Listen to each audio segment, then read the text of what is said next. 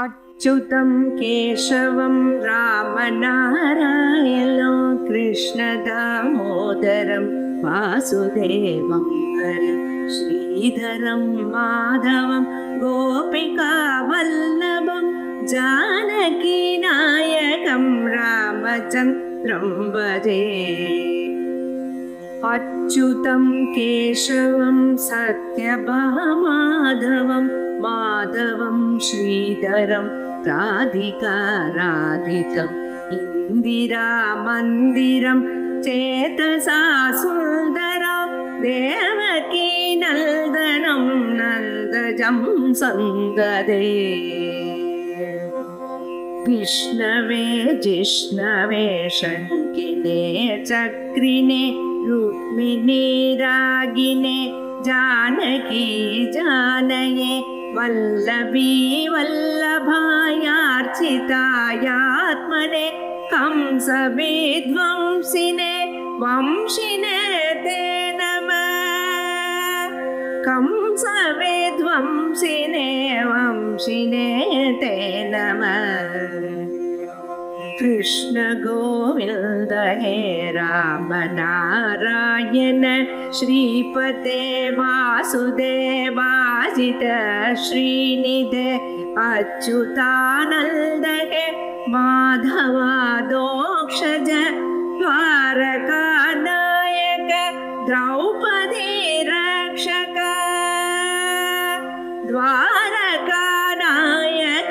द्रौपदी रक्षक। राक्षसक्षोभित सीतया शोभितो दण्डकारण्यवो पुण्यताकारणो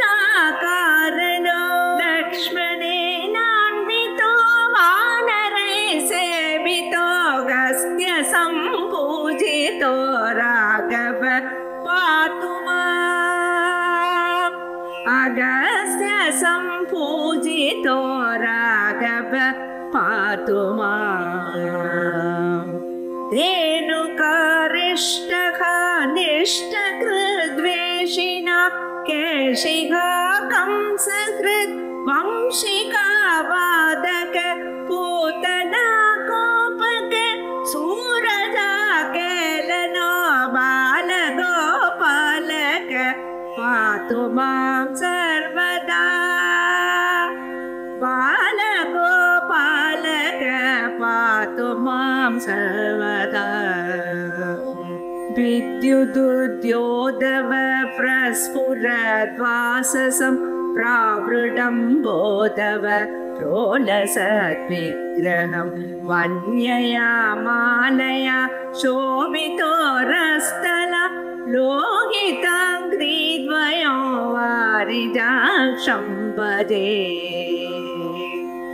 कुञ्चितैकुण्डलैर्व्राजमानाननं रत्नमौलिं लसत्कुण्डलं गण्डयो हारकेयूरकं कङ्कणप्रोज्ज्वलं किङ्किणीमञ्जुलं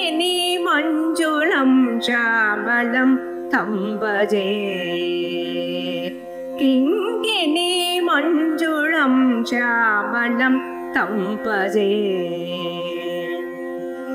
अच्युतस्याष्टकं यः पठेतिष्ठदं प्रेमतः प्रत्यहं पूरुषसस्पृहं वृत्ततः सुन्दरं वैद्यमेश्वम्बरो तस्य वशोहरे जायते सत्वरो।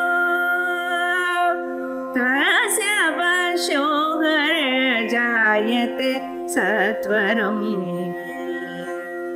कृष्ण कृष्ण हरे कृष्ण कृष्ण राम राम हरे राम राम।